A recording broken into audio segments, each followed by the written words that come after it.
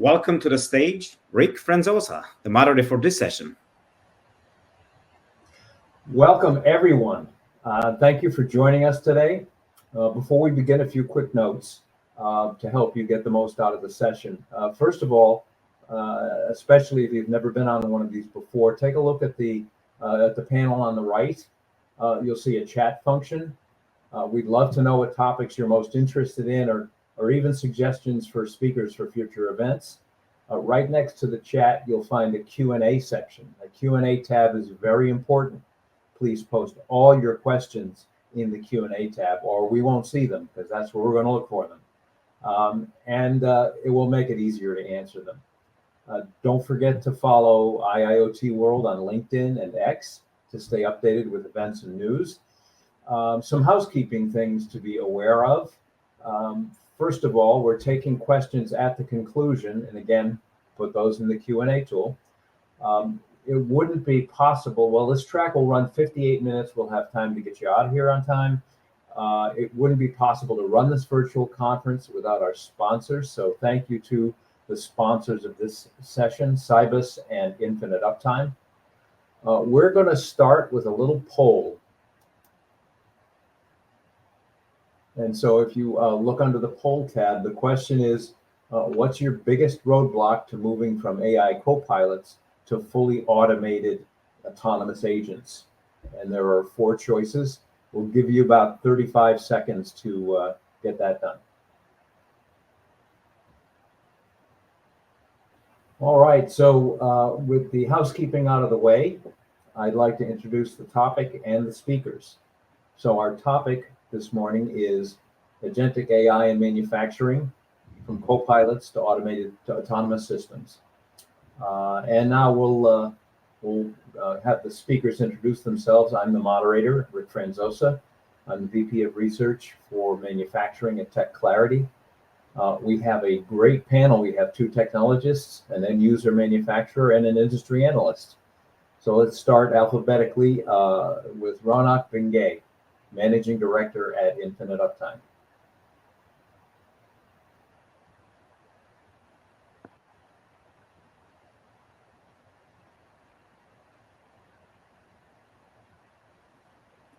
Ronak, can you give just a brief intro? Hi, welcome everyone. So I'm Ronak. I'm the Managing Director at Infinite Uptime. Infinite Uptime is an industrial AI platform, serving about 900 plants globally in the manufacturing space, having saved over 100,000 hours of, potential downtime in industries globally, and really looking forward to the session. Thank you. All right, next we have Madalena Chortan, Director of Machine Learning AI at AstraZeneca. Hi, everybody. Thanks for inviting me to this panel. I'm managing the AI department in operations IT at AstraZeneca. We are working on topics like autonomous manufacturing, global supply chain, in order to be able to produce our medicine at scale and deliver it as soon as possible to our patients. All right, next we have Peter Soroka, founder of Cybus. Yes, hello, welcome. Thanks a lot, Rick. I'm Peter, founder and CEO of Cybus. Cybus is a Germany-based software company, and we help industrial companies to quickly deploy fully integrated data foundations for any use case that might be an MES integration, but that might as well be a perfect foundation for industrial AI. And I'm very happy to be part of this panel today. Great, thank you very much. And finally, Sebastian Trolli, Head of Research, Industrial Automation and Software at Frost & Sullivan. Thank you, Rick, and welcome everybody. Good morning, good afternoon, good evening, wherever you are in the world. Thank you so much for this opportunity to illusion and the IIoT World team. My name is Sebastian Trolli. As Rick mentioned, I'm the Head of Research for the Industrial Automation and Software program at Frost & Sullivan, a market research and advisory firm which has been more than 60 years in the market. I'm based out of Buenos Aires, Argentina, and I really look forward to this exciting conversation on a very, very relevant topic today in the industry, which is Agentic AI in manufacturing. Thank you. Great. Well, we're going to stay with you, Sebastian, for the first question. We're going to talk about, in this section, agentic AI definitions. So when you think of agentic AI, what's your plain English definition for manufacturers? How's that different from chat-based copilots? That's a really good question to start. Thanks, Rick. Yeah, let me give you just a brief example of using a real life situation, right? Imagine you are at a production line which starts to go off track, let's say at midnight, right? At that point in time, it's if someone asks, "What's happening? What should I do now?" An AI copilot would be helpful, right? Because it looks for information, suggests steps to take, and might even create a maintenance ticket, right? It responds when you ask for help, when you prompt it, right? On the other hand, an AI agent continuously monitors a line, right? It notices a problem, checks a schedule and product requirements, figures out the likely cause, adjusts to a safe level, and even prepares a work order with the needed parts, right? Without anyone having to ask. So briefly, in plain English, I would say that the main conceptual difference here is clear, right? While a copilot responds, an agent takes action, right? So I guess that would be, the clear differentiation between the two of them, right? An AI copilot is more like I would say, reactive, right? Expert advisor, while I would say AI agents are more of an autonomous problem solver, right? Copilots give you answers, agents gives you outcomes. Okay, great. So, and what's recently changed? Whether platforms, models, data, what makes agentic AI feasible now? Oh, that's another really, really good question. Yeah, just a couple of years ago, I would say that the idea of agentic AI, right, was like running autonomously a shop floor was like a kind of futuristic, right? But today, I would say it's within reach, right? Because in fact, there are a handful of companies out there offering technology that makes this possible, right? So I would say that there are three key transformations that have made agentic AI feasible for manufacturing today, right? First of all, smarter large language models, LLMs. Second, I would say better integration tools. And third, I would say richer real-time data, right? A brief explanation or a brief statement for the three of them.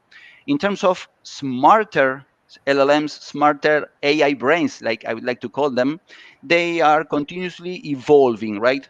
For instance, if you take the example of ChatGPT, right, we've seen how the model evolved from GPT-3 to GPT-4 to GPT-5 over the last 2 years, right? So these models can reason through complex, right, instructions better than ever.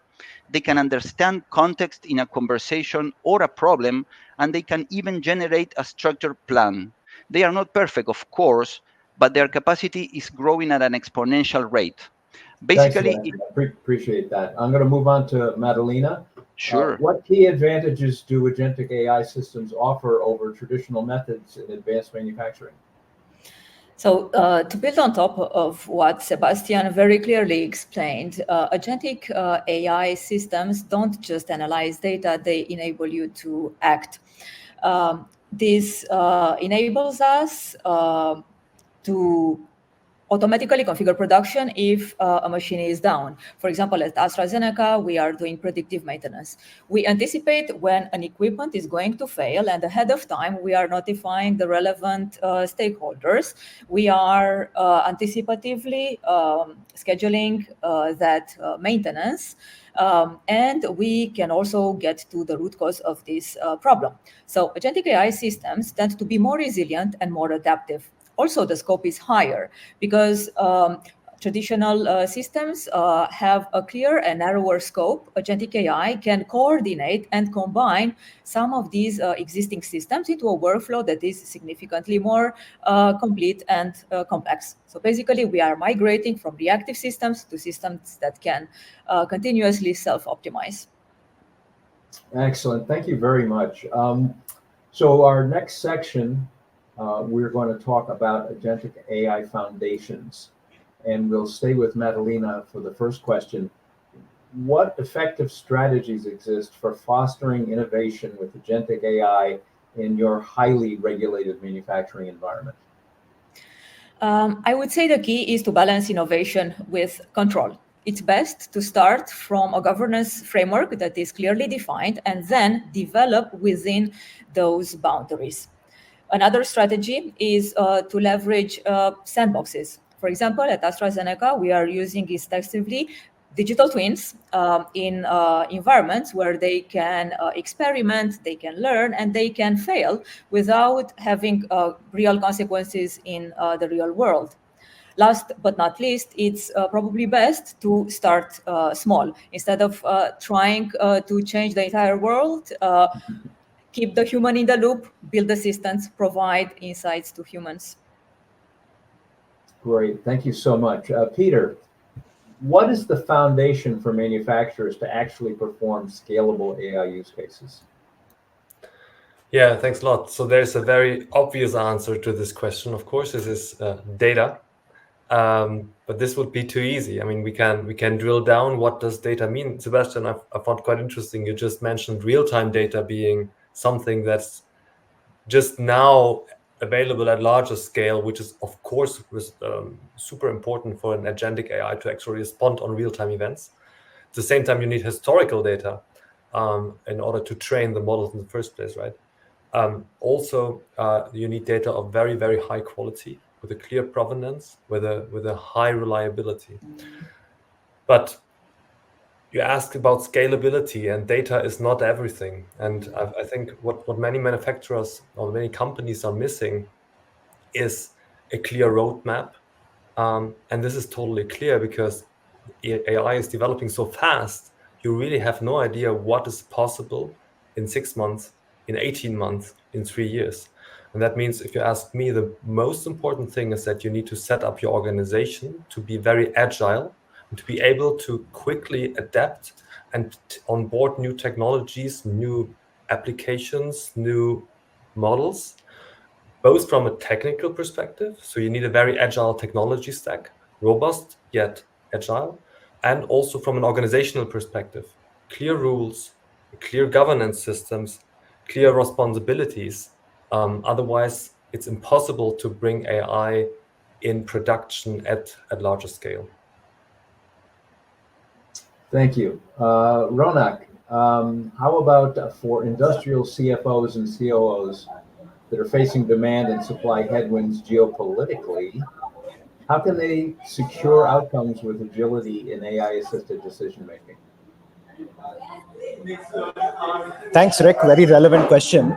So, see, basically, AI, agentic AI, especially in today's manufacturing environment, has to result in certain interventions that are taken to improve certain outcomes. That's how you get to outcomes. So, I think what CFOs and CEOs have to look at is looking at AI agents that are developed in such a way that they result in interventions which are prescriptive in nature, rather than just saying, hey, something could be wrong here or something could be wrong there. If you take, for example, the use case Madalena was talking about, you're trying to predict a fault in an equipment. Can we be pinpointed in terms of what fault, why is it happening, what is the severity level, what action needs to be taken, when and how, with instructions, after looking at various different aspects like what's the stock level, what's the inventory level, what's the lead time for a particular piece of component if it needs to be changed, and giving that particular prescription. I think that's the path to actually achieving outcomes using AI-assisted frameworks.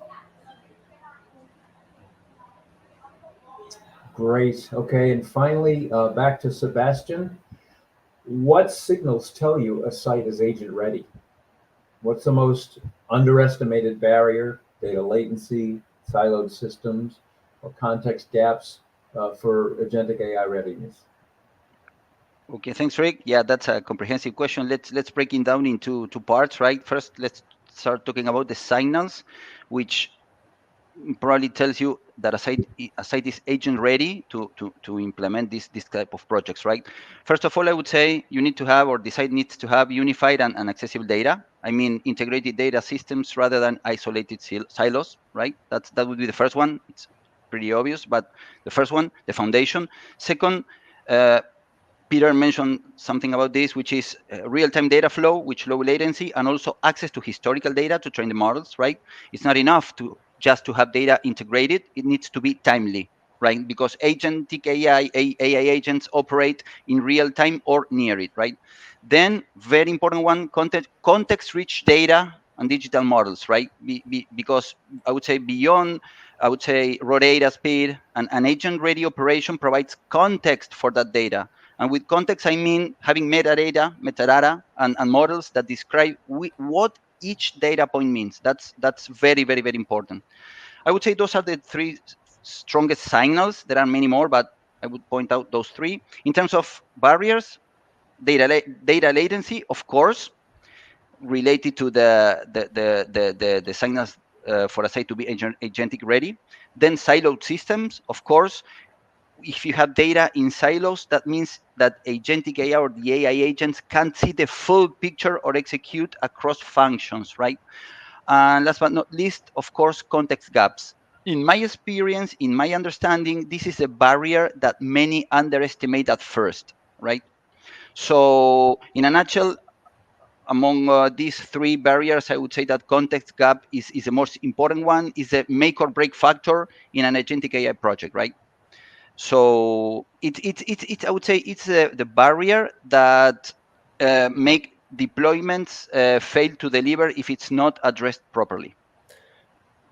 May I jump in here? Absolutely. Sebastian, I agree with every point, but these were all technical points.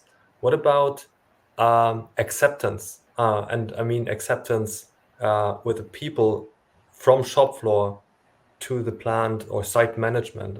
Isn't that also a big barrier that really needs to be solved before we are ready? Yes, absolutely. That's a really good one, Peter. Thanks so much for jumping in. I'm going to make some observations there. Yeah, those were technical, but you need to think that there would also be human factor, right, aspects, and also organizational aspect, right? In terms of human factor aspects, I mean, how do you make the operators feel that empowerment and they trust in these agentic AI tools, right? Because there's always this fear of losing the job, right? So that's one important aspect to address, the human factor, right? Particularly the operators, right? At an organizational level, you will need alignment between the top floor, the boardroom, the engineers, the operations teams, and also the shop floor technicians, right, across the whole organization. So, and that you can address that, you can solve that with clear communication, communicating very clearly the objectives of why we are implementing agentic AI system. They are going to assist you. They are not going to replace your jobs. But yeah, absolutely. Technical reasons, human factor reasons, and also organizational reasons as well. Yeah, a very smart company that I used to follow. They once said, "People, process, data, and technology in that order." So thank you all for the contributions. We move on to the next topic, which is agentic AI and infrastructure. We'll start with Madalena again. With the emergence of agentic AI, does traditional machine learning still play a significant role in smart manufacturing, or is it becoming obsolete? Mm-hmm. Yeah, very interesting question. Actually, I would say that for us, traditional machine learning is not going away. It's actually the basis for agentic AI. You can think of agentic AI as the conductor of an orchestra, but you still have the orchestra of familiar instruments. You would have a predictive maintenance model, computer vision to detect defects on the production line, scheduling for operators, and pretty much all processes that happen. So for us, agentic AI is that secret ingredient that enables us to put together all these pieces into one bigger game. An agent is going to determine at what point are we going to call one of these existing models, and how can we turn those insights into actions. So I would say that agentic AI is definitely not making traditional ML obsolete, is making it even more impactful by connecting the dots between having these individual models on the one hand and an actual impact in the real world. And even if people tend to be very seduced of the idea of LLMs that they could do everything, it's just not right. There are still models and use cases where traditional statistical models or other approaches perform significantly better. So it's better to use the appropriate tool for the task. Thank you. Peter, it's a two-part question here. AI applications usually run in cloud environments. In critical infrastructure and production processes, real-time data, low latencies are required to act fast and avoid downtimes. So first of all, how do manufacturers integrate edge and cloud properly? And secondly, how do they avoid exploding cloud consumption and costs? Well, so this is really a two-part question, and let me try to answer it in the two parts. So first of all, how does a hybrid setup between edge and cloud look like? There's a trend that we've been observing since a couple of years in manufacturing. On the one hand, of course, most things move towards the cloud, and many applications that were traditionally on-prem, the MES, for example, suddenly is an as-a-service offering. But at the same time, most factories still do have on-premise data centers, which step-by-step follow the cloud technology. So they run on Kubernetes, and they are really able to run modern workloads that integrate well in hybrid environments. So you can, in a perfect setup, and that could be provided by hyperscalers. Most hyperscalers have such offerings, hybrid cloud. You can quite dynamically shift workloads between the edge and the cloud, depending on latency required, if you want the cloud provider to operate it, and so on. So I think a very clear infrastructure strategy on how I run applications and how I structure my network, also from a cybersecurity point of view, from an SLA point of view. Do I offload that to Amazon and Microsoft, or do I run my own IT team is the first thing.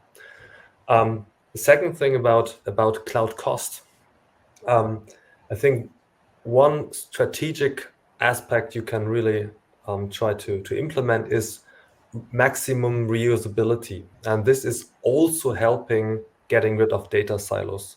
So you should not see Agentic AI as an individual project next to my MES project and next to my smart intralogistics project, but you really have to somehow see the whole factory as one system with one integrated data system.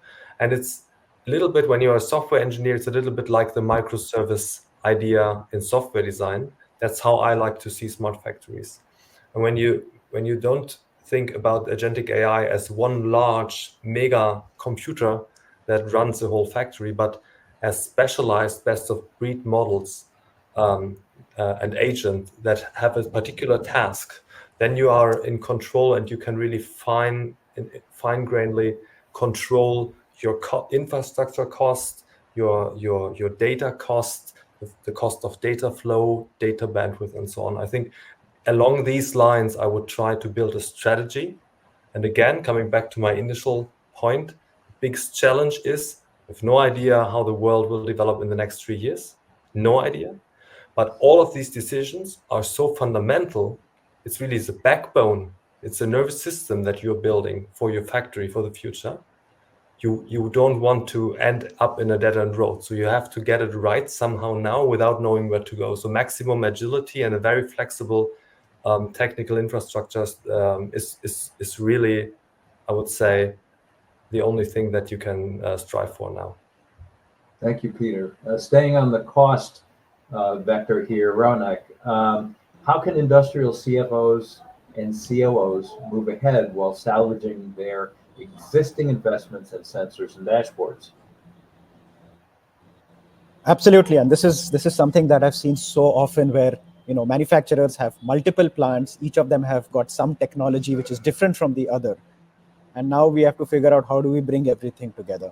So I think two important words here. One is standardization, and the second is interoperability. Right? Interoperability is how do you ensure, because you're going to have best of breed solutions to solve specific problems, right? Someone who solves a pipeline monitoring solution really well will be different from someone who solves a gearbox, predictive, maintenance problem well, right? How do you make? I think very, very important is interoperability, which means all systems have to be able to talk to one another. There would be common models across the manufacturing enterprise, which will be built over the next few years, and I'm sure all of them will want to pull in from each of these individual best of breed systems that are solving specific use cases and problems. So it's important to have interoperability built from day one, which is whether it is API based integration or otherwise chosen by the organization. And the second is standardization, right? I think Sebastian, Peter, both of them rightly said the data quality is critical. So if you have the wrong sensing technology in a particular application, and you don't standardize well on the type of sensing technology you want to get the right outcome that you want to achieve, no AI is going to solve that problem. So standardization on sensing technology, right sensors for right applications, and then the interoperability, which means best of breeds can now talk together and come towards a common AI solution for the enterprise, is the way to go. Thank you. Sebastian, we'll finish off with you on this section. What should a reference architecture for agentic AI look like? And how do you integrate AI agents within the different layers of our old pals, ISA 95 and ISA 88? Well, certainly this question that it may take the whole webinar, right? But and particularly because I came from the industry, right? I was a process control engineer back in the days, right? But yeah, it's I'll try to be very succinct and try to summarize this. There is no single reference architecture for this. This is pretty new. There are many organizations, but quite a few organizations that are trying to elaborate some sort of reference architecture for incorporating AI into the tech stack, the industrial tech stack, operational and informational technologies, right? But let me say that let's take ISA 95, the typical pyramid as our basis. So really quick, you have level 0 and 1, which is the physical process and the control layer, right? Sensors, actuators, controllers, PLCs. I would say that at this level, agentic AI, I would say, interfaces here some sort of in a monitoring or advisory capacity. We don't want AI agents to, start moving set points, moving control variables, because these are mission critical processes, right? So let's keep agentic AI here as a sort of monitoring and advisory capacity. Then we have the level 2, which is the SCADA HMI layer. At this point in time, at this point in the pyramid, I would say that an AI agent can serve as a sort of consumer and provider of data and commands, right? And particularly, an agent at level 2 may be seen as a real assistant to monitor all HMIs at once, something which is impossible for a human to do, right? So to have the whole process view of the enterprise, right? And to, start sending commands to the HMI, right? And provide and consume commands, as I said. Then we have the level 3, the layer 3, which is the MES MOM. And I would say that I would define this layer as a sweet spot for the AI agent, for the agentic AI, because here you can explode its capabilities, right? Can have the greatest impact by orchestrating workflows, making scheduling decisions, handling exceptions, and so on. And last but not least, I would say that at the top, you have the layer 4, the enterprise business layer, ERP systems, supply chain management systems. Here, the AI agent is really, really useful to articulate, to integrate business systems to align with factory decisions, right? With factory systems, right? So in a nutshell, in a summary, what I'd like to define as a referential architecture for agentic AI would be an architecture that, taking ISA 95 pyramid as a reference, that places the AI agent as a new cognitive layer that spans vertically, listening at the sensor and control level, thinking and acting at the operations level, and aligning with business objectives at the enterprise layer. So that's, in a nutshell, how would I summarize how should a reference architecture for agentic AI look like, right? Great, thank you very much. Okay, so our final section, well, it's not our final section, our second to last section the risks and benefits of agentic AI. We're going to start with Ronak first on this one. Connecting corporate cost conversion ambitions with plant ground realities like extreme equipment environments, process contextualization, and changes in ways of working. Can prescriptive AI address this? So I think this is very relevant, Rick, especially in heavy industries where you have harsh environments, and a wrong prescription to such an industry could result in very bad implications. So I think this is where right from the kind of selection of sensing technology for that kind of environment, right to the kind of models that are built, the training of those models, how well they've been trained on those particular types of applications, and giving the right interventions and prescriptions becomes very critical. In heavy industries, take an example, steel industry, like a rolling mill, right? Being able to predict a fault very accurately and giving a prescription which is not too early, so that you're not losing productivity by just having too many shutdowns, but well enough within time to actually take the right action so that you're eliminating that failure from happening, but ensuring that you're also not going wrong in terms of your false positives, which means you're not giving wrong predictions when the fault doesn't exist, because that can also have a very large impact in terms of wasted downtime in such an environment. And this is where equipment data about the equipment, process data about the process, and taking a contextualization of what's happening in the equipment, what's being commanded from the process, how are the two coming together, and making a better judgment to reduce the false positive potential in such an environment is getting more and more possible. So the answer, Rick, is right. Are we there to be 100%? Not yet, but I think we are getting very close when we are contextualizing process with equipment, using agentic AI to continuously monitor and give prescriptive insights. Thank you. Thank you. Sebastian, what is the most effective strategy to make operators see agents as partners, not threats to their jobs? Yeah, that's a really good question, and it somehow aligned with what Peter was asking, right? About not just the technical difficulties or challenges, but also other challenges that are in an organization in order to implement, agentic AI. And I would say that the human element is paramount, same as the organizational issues to address. And I think that the most effective strategy would be to frame and to implement these agents, right, as explicitly tools for empowerment and not as competitors or replacement tools, right? So remember, there's always, typically, manufacturing tends to be a conservative industry, right? It's not among the leading industries in terms of digital transformation adoption. So we need to I mean, if I were an executive, an industry leader, an industry executive, I would, communicate my employees, my operators, that these tools are not going to replace your job. It will augment your capabilities. It will save you time to dedicate to more complex tasks. At the very beginning, probably you can let these AI agents play as an AI copilots, right? So they can take, the all the drudgery, I would say, or the repetitive tasks.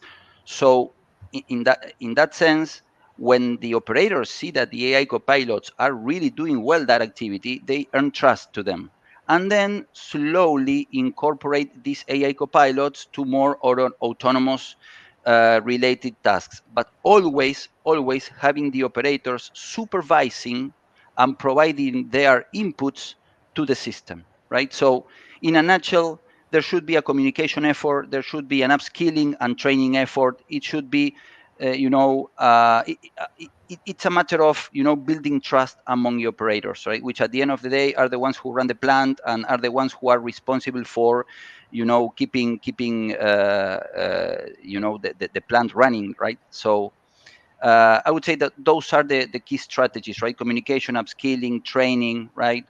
Let the operators be involved in the agentic AI rollout as well, right? The most experienced operator, the most respected operators. So it's a sum of factors which at the end of the day will make the AI, agentic AI adoption more predictable, more trusted, more transparent. Right. Thank you very much, Peter. How does agentic AI solve the proof of concept stage if manufacturers are only able to generate insights but not operate and control production? How do you suggest to enable agentic AI to take autonomous actions in production environments? Yeah, that's basically a very good follow-up question on this. And I've seen in the chat somebody ask about cybersecurity issues, and of course you have to somehow bring all of that into one picture. When I think about the last 10 years or 15 years maybe in which we have talked about industrial digitization and so on, we have had similar discussions. Very often when somebody talked about data or digital, it was read-only. So it was basically data from the plant into an analytics environment. So this is clearly, and I think probably quite naturally, step one. And probably also for AI, this is step one in order to build trust, because we shouldn't forget, whenever you, and this is something we have in our daily lives with our product, whenever you are communicating and you're communicating to the PLC of a machine or a robot, and these interfaces usually are not very well secured, you have full control. You're basically communicating through the programming interface with the machine. That means the threat to do something wrong here that could create financial or asset or even human injuries is enormous. Yeah? So that should be really kept secure. This is on the one hand. On the other hand, what we also shouldn't forget, everything that we do digitally is much easier auditable than everything that a human is doing.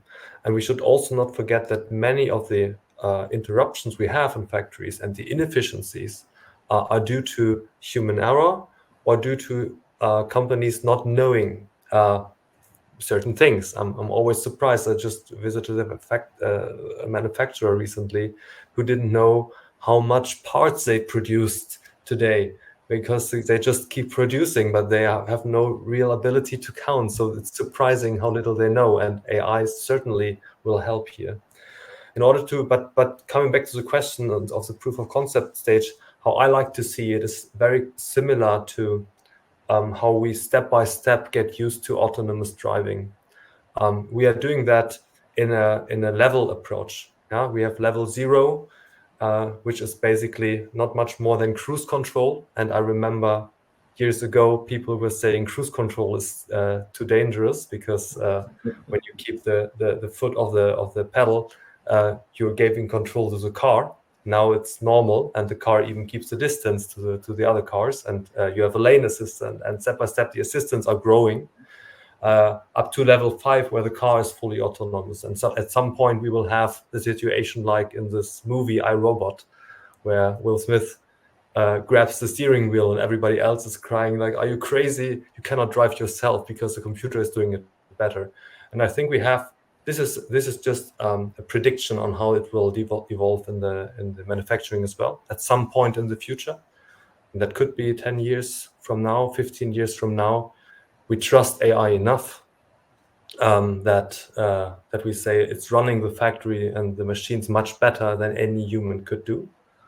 But we have to define clear steps, controlled step, not only building trust, but also proving that the technology is helping and not making things worse or less controllable. And so this is a systematic that I would follow in order to get out of the proof of concept stage and actually benefit from this. Thank you. Madalena, what are the main challenges or risks associated with implementing AI systems in smart manufacturing settings? I believe this question has already been answered partially by my panelist colleagues. Maybe to wrap up and put everything together. First, we have a topic around safety and security, because the systems can take decisions in manufacturing plants, and errors are very costly in these environments. everybody, including controllers, operators, and quality teams, need to understand why AI made a particular decision. So things like validation, audit trails, and explainability are non-negotiable.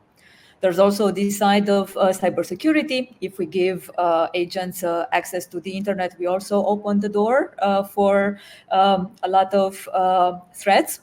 And last but not least, because people acknowledged all these risks and dangers, there are so many overlapping standards that need to be complied with. So, for example, in pharma, we have JXP, so JMP, good for manufacturing, but also there are data integrity rules. On top of that, you also have the EU AI Act. So, the framework to make something that is compliant is becoming increasingly more complicated.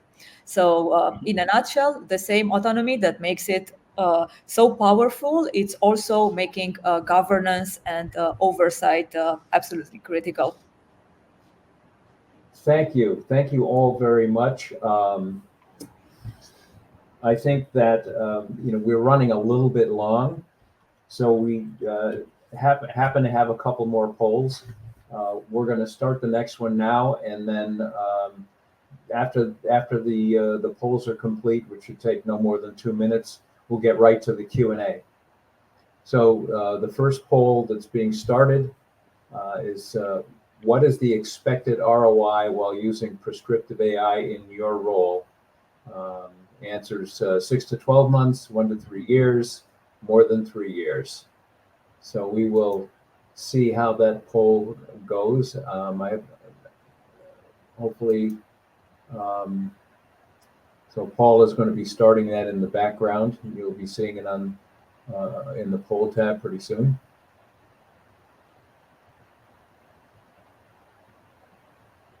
I think while that's going on, the last section we were going to do here was kind of a final round. I'm going to challenge the panelists to do this in like less than 2 minutes, maybe even 60 seconds. We'll start with Peter. Biggest challenge, perspectives, and business strategy issue we will face with AI. So if you could come up with one. My biggest, I think you said it earlier, Rick, technology last. So we should not get lost talking about technology and tech stack and MCP protocols or servers and so on, because everything is moving so fast. We need a business strategy. I'm pretty sure for a successful AI roadmap, we need C-level buy-in, a clear vision, a clear North Star. What are we trying to achieve? Because we know technology is available. And everything that we see in digitization is never a technology issue anymore. It's always an organizational issue. And so having this in mind and coming from the business, people, change management side, not from the tech side, not leaving R&D or CIO alone with that. I think this is the most important thing. All right.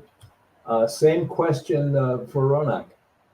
Biggest challenges, perspectives, biggest challenge, perspective, business strategy issue we will face with AI. I think the biggest challenge is going to come with the quality of adoption, right? So AI is all about learning. Learning is all about getting feedback, right? That's how models will get better.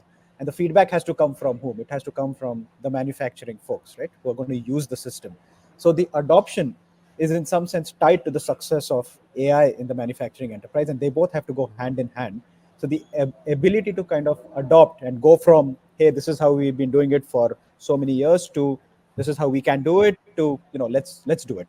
I think that's where the speed at which that change can happen is what is very critical. All right, sounds great. Sebastian, your turn. Yeah, absolutely. And this is pretty similar to we have spoken a few minutes ago. I would say really quick, 3 things. First of all, organizational alignment, as Peter was mentioning, right? You need to have executive sponsorship from the C-level to the shop floor, alignment of AI initiatives with clear businesses KPIs, and even sometimes a recalibration of expectations, right? But a clear alignment from the top floor to the shop floor, executive sponsorship. That's number one. Second is the human factor, the human element, as I was saying, right? You need to implement a strong change management culture, particularly among the operational teams, right? And specifically speaking about the operators, right? They need to trust the tool. They need to, everything needs to be transparent to them. The objectives of implementing this technology should be clearly communicated. And of course, last but not least, there is the technical challenges, data quality, data siloed, but I would agree with Peter here, right? First, this is an organizational and a human factor. um, uh, those are the two barriers that we need to address first, and then we leave the last part to the technical standpoint. And I also agree with Ronak. This is a learning. We need to implement, the executive team needs to implement a learning culture in the organization. You learn, you implement, you get feedback. So I think that Peter and Ronak summarized this really, really well. Great, thank you very much. Appreciate it. Madalena, from your perspective, being Yes, the one in industry. I believe the guest has already been evoked, but I can only add that one of the main important points is to make AI be a trusted companion by our scientists, engineers, and operators. And in order to get there, we need to have strong governance, stage rollouts, and basically a continuous literacy for everybody in the company, both in terms of data and AI. If people trust the technology, also corporate adoption follows. Very good. Panel, you can all see the results here from the second poll. What are your thoughts? We'll start with Madalena, because you've had some experience with with pilots and running pilots into production. Do you think that that's fairly accurate? So first of all, I would like to challenge the figure 1 to 3 years, because it's not been 3 years since we have agentic AI to already get there. So I imagine that the people who voted for that probably are still hoping to see some results later on down the line. So in our case, we started with low-hanging fruits. So how can we make information readily available to our operators? How can we relieve the pain of a lot of reporting that comes with agentic AI? So even in 6 months, we are able to see the results, a boost in the ROI. But this is for projects that are mostly related to document management. Other projects that try to build systems that are more complex most likely are going to require a longer timeline. Great, thank you very much. I think we should move on to the Q&A at this point, because we only have 6 minutes left. So I don't want to shortchange anyone. The first question: do you have digital twins for your entire production operation at AstraZeneca? Have you seen fully functional factory digital twins that AI could run against initially? No, it's not on the entire production line. As I mentioned, we start small. We are increasing in complexity. So we have this divide and conquer approach. We are not there at that complete level yet. Okay. How is your leadership team addressing challenges on justifying ROI by introduction of AI? I guess, Madalena, you should take this one as well. So this is indeed a hot topic. We are leveraging AI at different levels, and not everything is easily translatable into an ROI. So for example, if you are using AI tools like Copilot in order to accelerate the delivery of machine learning models that would in turn be included in those models. You can put a case and say, because I'm using this kind of tools, previously it used to take me 3 months to build a model. Now it takes me only 1 month. So this way you can build on top of this data a projection for an acceleration of time to market and also a reduction in cost savings. Other things that you can look at are less incidents in production and a decrease time to resolution. So for example, when an equipment goes down, because you make information readily available about troubleshooting, if you have all the data tracked correctly, you could put a case for savings there.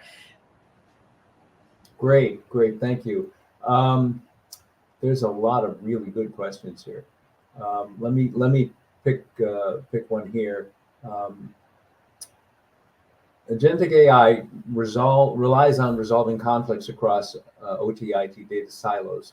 What proven strategies or architectures, such as things like UNS or Model Context Protocol, have you seen work best for enabling AI agents to act on accurate, contextualized data in real time?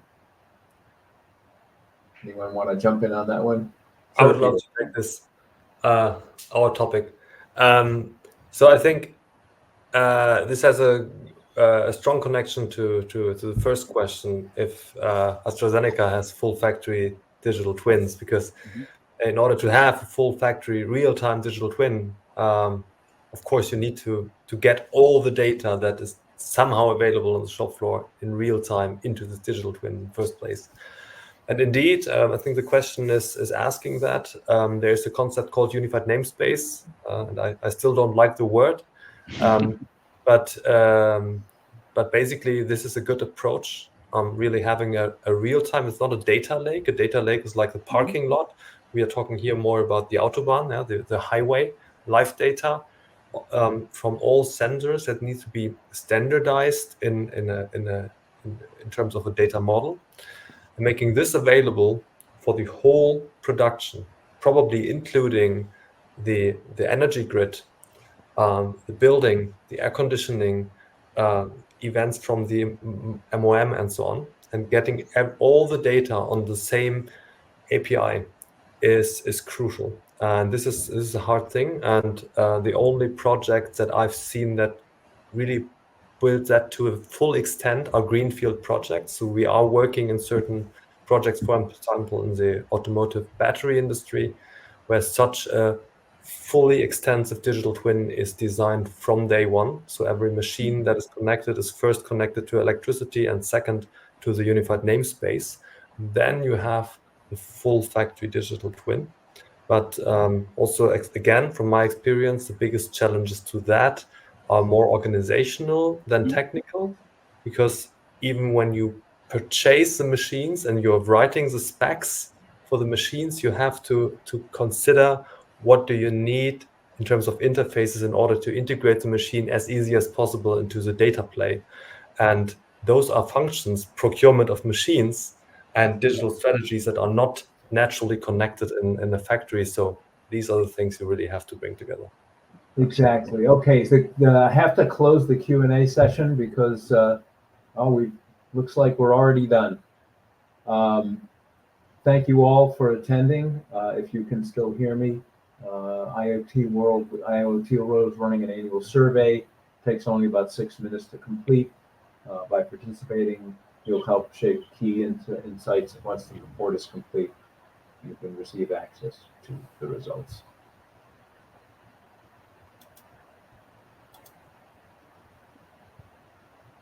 Thank you, everyone. Thank you so much. Thank you, all the panelists, and of course, the audience, and to the IoT World organization. It was an amazing discussion.